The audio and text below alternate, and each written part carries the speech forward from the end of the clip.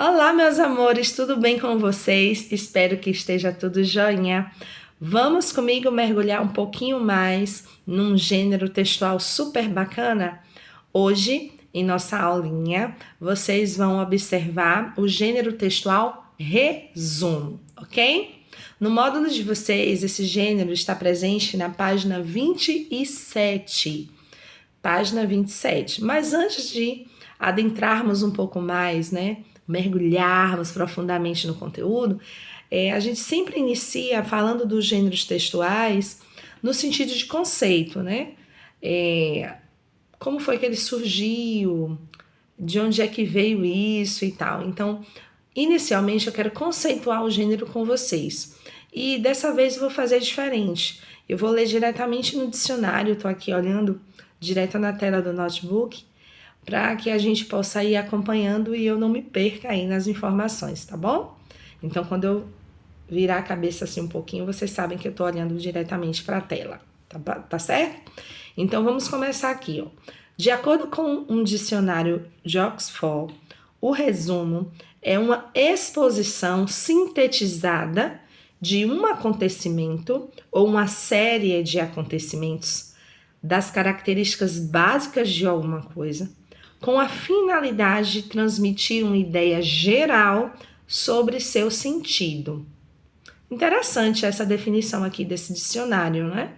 Porque, de acordo com o que nós ouvimos aqui, significa que o resumo, para que ele exista, é necessário que tenha algum texto. Ou seja, um texto original, um texto base, para que o resumo possa ser feito, possa ser criado a partir dele. E quando a gente fala em texto, vocês devem lembrar que tudo é texto, né? Então, eu posso criar um resumo sobre uma notícia? Posso. Posso criar um resumo a respeito da partida do Bahia e o Vitória? Posso. Ah, eu assisti um filme maravilhoso. Posso criar um resumo do filme? Posso. Ah, tem determinado gênero textual, enfim. É uma gama de textos que existem e o resumo ele pode ser feito a partir de qualquer um deles. Agora, óbvio que se tratando de língua portuguesa e de estrutura textual, nós iremos ter o quê? Nomenclaturas diferentes para cada tipo de resumo. E é isso que vocês vão observar aqui junto comigo, tá joia? Então vamos continuar aqui, ó. Então, existe, a gente já entendeu até o momento que o resumo, ele não pode existir do nada, ele precisa de um texto base, um texto original, certo? E a partir daquilo que está contido nesse texto original, é que eu vou criar as minhas sínteses, né? Ou seja, eu vou recolher, destacar, sublinhar, grifar, circular, né? Todas as ideias principais que esse texto possui. Até aí tudo bem? Então vamos lá. É como se eu fizesse, gente, na verdade, um compilado de informações. O meu texto está aqui, então existem muitas informações implícitas nele. O que é que eu vou fazer? Eu vou pegar todas essas informações importantes, certo? E vou criar o meu novo texto, digamos assim, certo? Agora, óbvio que tudo existem os critérios, e é isso que nós vamos trabalhar. Basicamente, existem 3 tipos principais de resumo.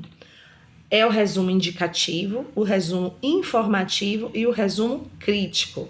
Lembram que eu falei sobre nomenclaturas diferentes, né? Então, o resumo ele pode mudar o nome. Ele não muda a essência, mas o nome, a nomenclatura, ela vai mudar de acordo com o texto ao qual ele teve por base. Então, no resumo indicativo, certo? É o mais comum. Porque você pega a obra, você faz a síntese das ideias principais, coloca um ou outro detalhe do texto original, certo? Mas o objetivo principal dele é dar uma visão geral, né, daquele conteúdo. Então, é bem interessante e é o mais trabalhado, principalmente quando nós estamos tratando de ambiente escolar, né? Já o resumo informativo, ele procura detalhes mais específicos do texto original, certo? É como se fosse assim, ó, uma revisão. A mesma coisa de uma revisão. Então, a gente pode chamar o resumo informativo de revisão, certo? Já o resumo crítico, muitas pessoas confundem com resenha crítica, porque existe o resumo e existe a resenha. Então, quando nós falamos em resumo, nós temos que ser fiéis ao texto original. Então, no resumo, você não pode dar a sua opinião, ou seja, não existe juízo de valor. Ah, eu li essa obra aqui, mas eu não gostei. Então, quando eu vou desenvolver o meu texto, eu vou colocar lá com clareza, né, de maneira clara que eu não gostei. Por isso, isso e isso. É a minha opinião, pronto e acabou. No resumo, não. No resumo, não pode fazer isso, certo? Mas na resenha crítica, conforme o próprio nome, a nomenclatura já diz, você pode, né? Você pode atribuir esse juízo de valor, você pode julgar, você pode expressar a sua opinião. Então, basicamente, essa é a diferença. Mas, alguns estudiosos, eles deixam claro que resumo crítico é uma coisa e resenha crítica é outra. Qual seria, então, a diferença? Bem, de acordo com alguns estudiosos, quando você faz um resumo crítico, ele é mais curto, certo? Você não prolonga, né, com citações, você não é aquele texto arrastado. Já a resenha crítica, ela pode ser mais longa, porque você pode desenvolver mais aquelas ideias que você está trabalhando ali, aquele conteúdo do texto original, dando assim exemplos, fazendo citações, trazendo outros autores para complementar, né, trazendo outras opiniões para complementar o seu julgamento. Então, basicamente, essa é a diferença. Então, alguns resumo crítico e outros estudiosos resenha crítica. Belezinha? Então, vamos lá. Então, o resumo crítico, né, ele tem essa análise mais crítica do texto original, como eu falei, né? E é muito utilizado também em trabalhos acadêmicos. Então, vocês aí, futuros universitários, vão realmente trabalhar muito com resumo e com resenha, viu, gente? Quando eu estava na universidade, os professores solicitam muito, porque tem muita leitura, né? São anos ali da sua vida que você vai se debruçar sobre vários autores, várias obras. E professor universitário gosta disso, então preparem-se, certo? Agora, como é que nós podemos fazer um resumo? Primeiro é o planejamento, né? O resumo não é uma cópia. Você tem que ter um planejamento, você tem que estruturar, você tem que ter uma clareza de ideias, né? Então, você vai ler o texto base, depois que você lê, você relê, porque vocês sabem que o nosso cérebro ele não fixa na primeira leitura, então a gente precisa reler o nosso texto várias vezes, e a partir dessas novas leituras, né, dessas releituras, é que nós iremos destacar. É nesse ponto aí que o marca-texto é o nosso melhor amigo, porque você vai lendo e você vai grifando aí as ideias que são assim cruciais, os elementos cruciais. E depois você parte para o seu rascunho, tá bom? Então, basicamente, essas são as informações. Agora, vamos ver o que é que o módulo nos diz na página 27. Essa daqui, ó, gente, página 27. Tem um rapaz segurando aí a melancia, tá bom? Vejam que é bem pequenininho aqui. O nosso conteúdo, ele tá bem sucinto. Então, o que é que diz aqui? O resumo é um texto curto, que tem os pontos, né, que nós já mencionamos aqui, os pontos principais, os elementos fundamentais do texto original. É um gênero que é muito utilizado no meio acadêmico, tanto agora no período escolar de vocês, como também no futuro, na universidade, vocês vão utilizar bastante, certo? E o interessante é a gente pensar também na estrutura. Existem duas formas de você fazer um resumo. Você pode utilizar os parágrafos normal, certo? que nós já estamos habituados para texto em prosa, mas vocês também podem utilizar tópicos. Então, eu peguei aquele texto, digamos que notícia, né? Que nós já trabalhamos juntos no 7º ano. Você vai pegar ali aquela notícia e ao invés de você paragrafar, você vai utilizar tópicos. Você leu, sublinhou, grifou, circulou, vai de acordo, né, o estilo de cada aluno. Tem pessoas que não gostam de marcar texto, enfim. Cada um tem a sua maneira de estudar, né, de fixar a leitura. Então, a partir do momento que você organizou ali as ideias que você considera mais relevantes, que não pode faltar, que são essenciais no seu texto, na sua reescrita, aí você pode utilizar tópicos. É legal também, eu considero até algo mais simples, né? Algo mais simples. Então, lembrem dessa informação. Existem 2 formas, né, de você estruturar aí o resumo. Você pode fazer topicalização, ou seja, os tópicos, ou você pode paragrafar também, certo? Bom, no segundo quadro nós temos aí outras informações. O resumo, ele precisa, né, ter o título, mas você não cria o título, você tem que ser fiel ao título original do texto, tá bom? Esse detalhe é importante. E outra coisa muito interessante é o fato de que no resumo você pode pegar, digamos assim, uma frase, uma ideia, uma citação do texto original. Mas toda vez que você fizer isso, né, você precisa utilizar o sinal de pontuação aspas. Por quê? Porque não é seu. Aquela escrita não é sua, aquela fala não é sua, aquele pensamento não é seu. Então você precisa, né, utilizar as aspas para sinalizar para quem está lendo o seu resumo que aquilo ali pertence ao texto original e que foi criado por aquele autor X ou Y. Entenderam?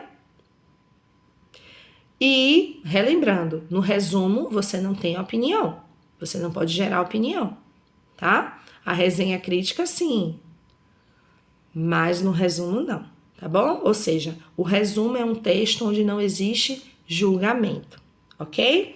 E aí nós tivemos aqui no módulo os exemplos.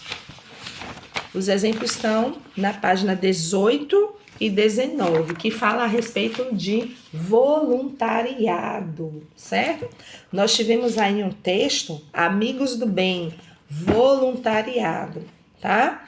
No quadro vermelho, nós temos o texto original, que vem falando aí a respeito, né, de um grupo, né, de pessoas que são voluntárias no sertão nordestino. Então, é bem interessante, né? O lema deles que é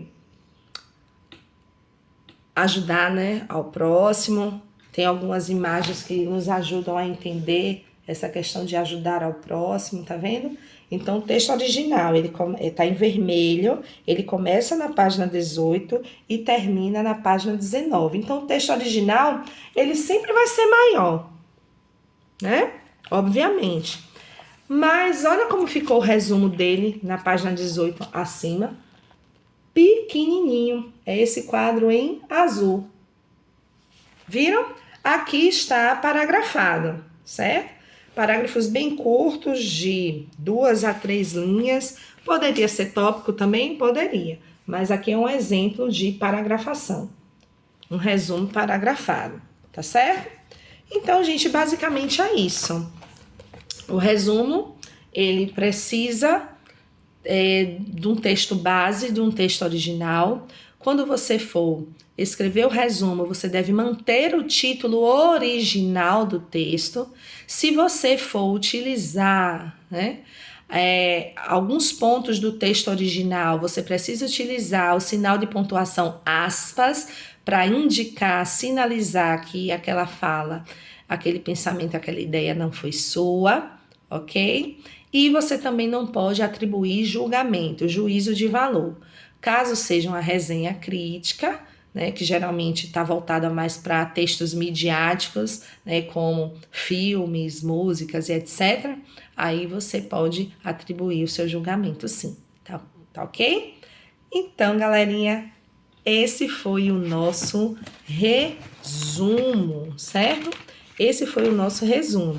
Agora, vamos corrigir essa atividade juntos aqui? Da página 20 e 21, então nós temos aqui, ó, a questão 42 até a questão 54, página 20 e 21 do módulo, tá? Então, é um texto, como eu falei para vocês, que fala a respeito do voluntariado. A questão número 42, ela está dizendo o seguinte: quais são os objetivos desse texto? Então, quando você cria um resumo, você tem que ter um objetivo. E esse objetivo, quem é que vai nos dar? O texto principal. Então, o texto principal falou sobre voluntariado. Então, a resposta correta é a letra C. O objetivo desse texto é divulgar os trabalhos de uma ONG e seus voluntários. Questão 43. Qual a relevância da publicação desse texto? Resposta: o texto é relevante porque divulga os trabalhos voluntários de uma ONG, servindo de incentivo a outras pessoas. Então, é um texto que é inspirador. Ao mesmo tempo que te informa, ele também te inspira. Legal, né? Vamos lá. Questão 44. De acordo com o primeiro parágrafo do texto, o que é a central do bem? Resposta: lugar onde as doações chegam e são organizadas pelas equipes de voluntários e encaminhadas ao destino. Questão 45. Conforme o segundo parágrafo do texto, o que os voluntários fazem para ajudar a transformar vidas no sertão nordestino? Bem, a resposta: os voluntários arrecadam alimentos, trabalham nas lojas dos amigos do bem, separam doações e muito mais.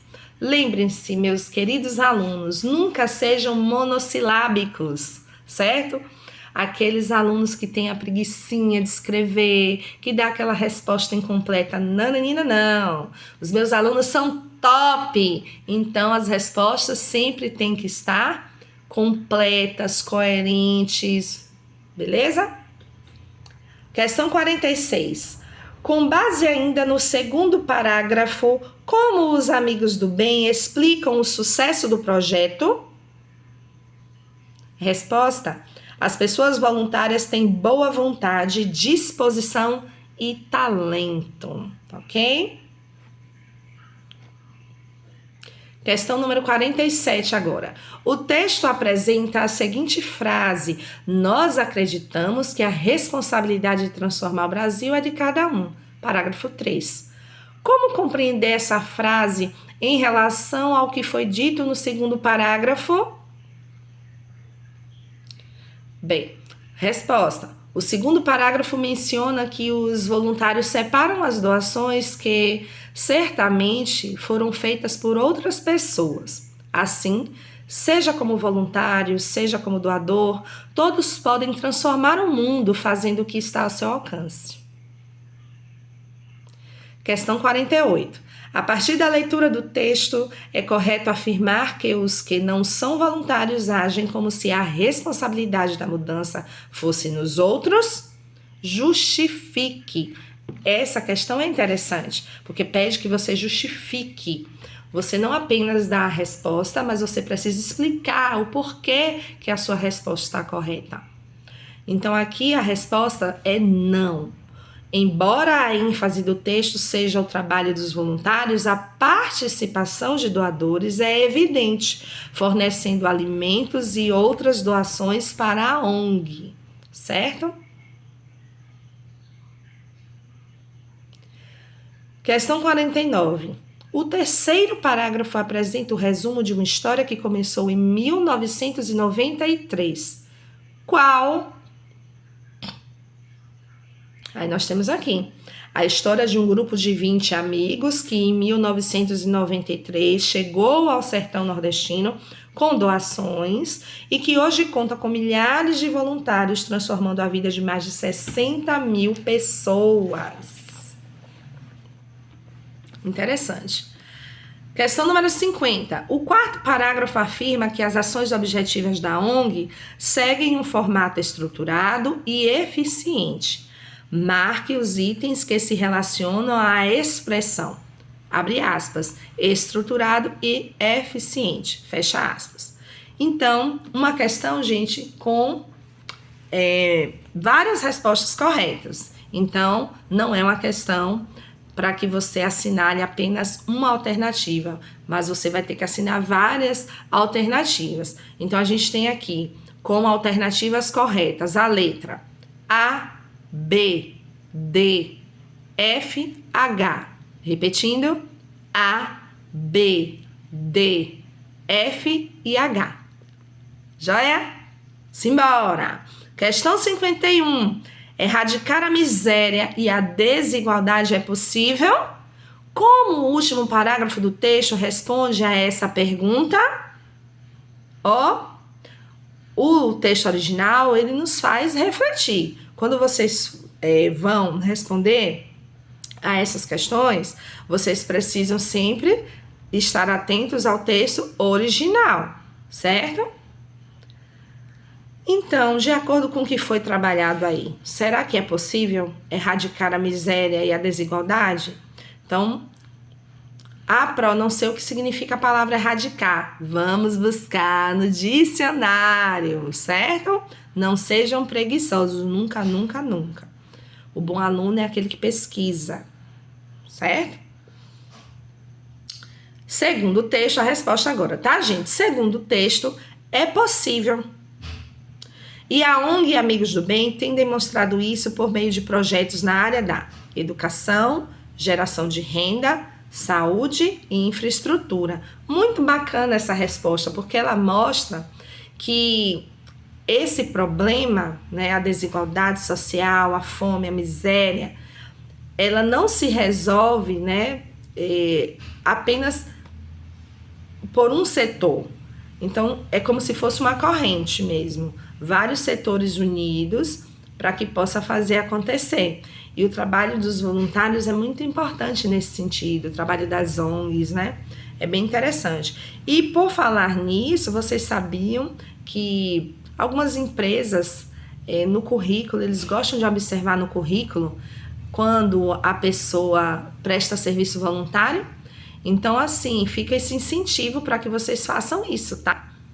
Para que vocês possam aí ter uma carreira brilhante. Vamos lá. Questão número 52 agora, certo? Você concorda com o texto quando ele afirma que erradicar a miséria e a desigualdade é possível? Justifique. Então, olha que interessante. Aqui, nós tivemos na questão número 51 essa pergunta, né? E agora, na 52, tá pedindo para a gente dar a nossa opinião. Na 51, vocês observaram que diz o texto. Na 52, é uma resposta pessoal. Tá legal? Questão 53. O lema dos Amigos do Bem apresenta os seguintes versos. Que ninguém se excuse de fazer o bem sobre o pretexto de que é pequenino. Qual o sentido da palavra pequenino, que é, no caso, a palavra destacada? Quando fala no lema, seria esse quadro aqui, ó, o azulzinho. Vendo? Lema. Aqui está a explicação, o glossário do que é lema, do que significa a palavra lema, tá vendo? Grifadinho aí de amarelo. E aqui é o lema por completo. Essa palavra pequenino está no segundo verso, certo? Do lema. Então, aqui o módulo quer saber, na questão 53, o que é que significa essa palavra. Aí a gente tem a palavra pequenino, né? A resposta tem o sentido de a pessoa sentir que sua ajuda é pouca, insuficiente, diante de tantas coisas a serem feitas. Repetindo, a palavra pequenino tem o sentido de a pessoa sentir que sua ajuda é pouca, insuficiente, diante de tantas coisas a serem feitas. Interessante, né? A gente pensa na aplicabilidade das palavras no processo comunicativo. Em língua portuguesa, uma palavra, ela pode ter vários significados diferentes dependendo do contexto em que ela esteja inserida. Então, sempre quando vocês estiverem lendo, vocês tentam fazer essas associações semânticas para entender o que é que significa aquela palavra dentro de determinado contexto, ok? E a última questão, que foi a questão número 54, certo? Só conferindo aqui. Diz o seguinte: o texto relaciona o amor à força motriz do voluntariado. Que outras virtudes você acrescentaria? Se você, então, já foi voluntário, se alguém da sua família já foi voluntário, se você tem curiosidade, se você deseja, né, fazer isso, a gente entende que não deve haver uma preocupação em se mostrar para os outros. O serviço de voluntário está relacionado realmente à doação pessoal, ao amor, tanto que o amor vem sendo destacado aqui. Mas quais são as outras qualidades, as outras características de uma pessoa que se voluntaria? Né? Então, uma resposta pessoal, deixo aí para que vocês reflitam um pouquinho sobre essa questão, tá bom? Gente, como sempre, um prazer, né, estar aqui com vocês. Eu espero que tenha ficado tudo bem claro a respeito do resumo. É um gênero textual super fácil, tá? É bem tranquilo e eu sei que vocês terão muito sucesso, tá joia? Um beijo da Pro e até o próximo vídeo!